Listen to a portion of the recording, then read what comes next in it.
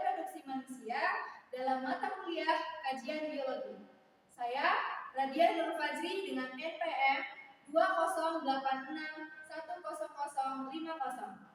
Saya Indi Maulani Rahayu dengan NPM 2086100391. Saya Siti Sutina dengan NPM 2086100068. Saya Siti Laila Sakina dengan NPM 2086100067.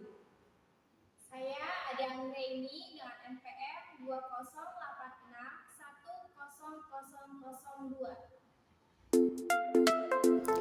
Alat dan bahan yang diperlukan dalam proses pembuatan media pembelajaran sistem reproduksi manusia pada wanita, diantaranya yang pertama ada krayon dan pensil warna, ada kertas asturo atau kertas karton, ada botol plastik, lalu ada sedotan plastik, selanjutnya ada lem kertas atau lem fox atau double tip, lalu ada gunting, ada kardus, ada styrofoam, ada alat tulis, boleh pensil, pulpen ataupun penghapus, dan yang terakhir ada kertas HVS. Setelah menyiapkan alat dan bahan yang diperlukan, langkah selanjutnya adalah membuat pola gambar berbentuk reproduksi manusia. Setelah membuat pola tersebut, maka langkah selanjutnya adalah menggunting pola yang sudah dibuat tadi agar membentuk alat reproduksi pada wanita. Langkah selanjutnya yaitu kita mewarnai pola yang sudah terbentuk agar pola tersebut terlihat jelas, rapi, dan menarik.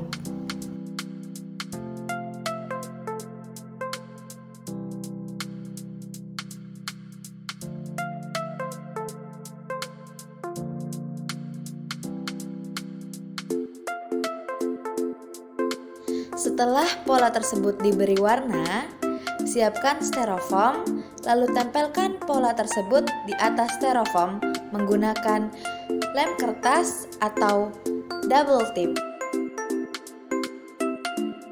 Selanjutnya, siapkan kardus, lalu potong kardus tersebut menjadi beberapa bagian yang sama panjang. Setelah terpotong, potongan-potongan kardus tersebut kita tempelkan pada bagian sisi atau pinggir gambar pola organ reproduksi manusia menggunakan lem fox atau double tip.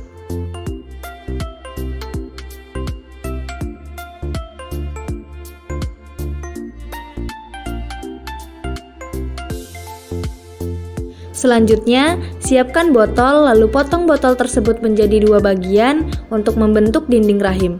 Botol yang akan kita gunakan adalah bagian mulut botol atau pangkal botol.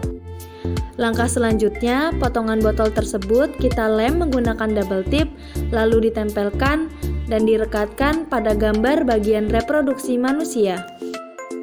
Langkah selanjutnya yaitu siapkan kertas asturo, kemudian potong kertas tersebut menjadi potongan-potongan berukuran sedang untuk digunakan menulis organ reproduksi pada wanita.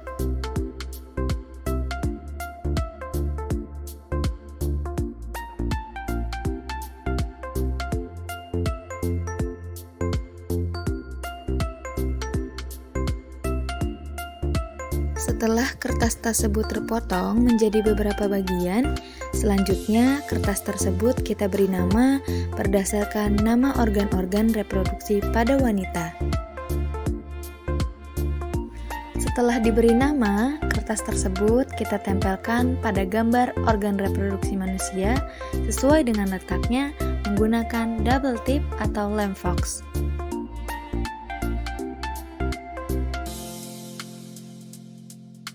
Berikut adalah hasil dari pembuatan media pembelajaran kami, yaitu alat reproduksi manusia pada wanita. Kami akan menjelaskan dan memperagakan bagaimana cara menggunakan alat media pembelajaran yang kami buat.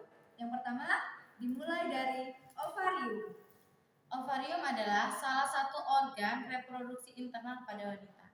Nah, fungsinya ini adalah menghasilkan sel telur atau ovum melalui proses oogenesis dan menghasilkan produk dan menghasilkan produksi hormon. Setelah sel telur dihasilkan oleh ovarium, maka terbentuklah ovum.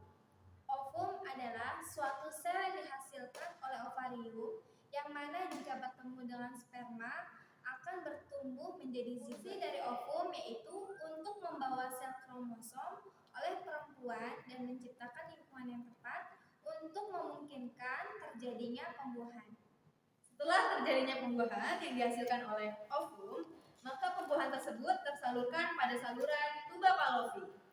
Tuba Fallopi adalah saluran dengan panjang sekitar 10 sampai dengan 13 cm dan diameter sekitar 1 cm yang berhubungan antara indung telur atau ovarium dan rahim.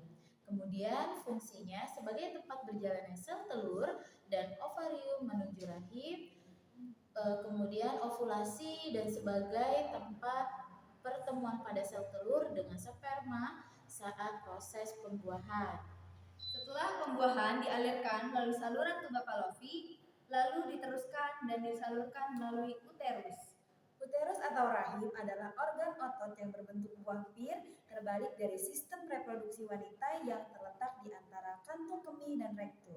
Fungsi uterus atau rahim adalah untuk memberi makan dan menampung sel telur yang telah dibuahi sampai menjadi janin dan siap dilahirkan. Setelah diteruskan oleh uterus, maka melalui endometrium.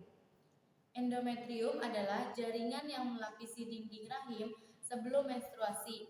Nah, endometrium ini fungsinya adalah menebalkan atau menjadi tempat penempelnya sel-sel telur yang dibuahi. Setelah melewati endometrium atau jaringan yang melapisi dinding rahim, lalu menuju ke serviks. Serviks atau leher rahim yaitu bagian rahim yang terhubung ke vagina. Fungsi dari serviks ini yaitu untuk memproduksi lendir yang membantu menyalurkan sperma ke vagina ke rahim saat berhubungan seksual. Setelah ovum melewati saluran dan menuju serviks, lalu proses yang terakhir adalah menuju vagina. Vagina adalah bagian dari sistem reproduksi wanita. Vagina berfungsi sebagai saluran penghubung ke rahim dengan labia dan vulva sebagai jalan masuknya. Vagina digunakan tubuh untuk mengeluarkan menstruasi yang berawal dari rahim. Cukup sekian penjelasan dari kami. Kurang lebihnya mohon maaf. Wabillahi taufiq wal hidayah. Wassalamualaikum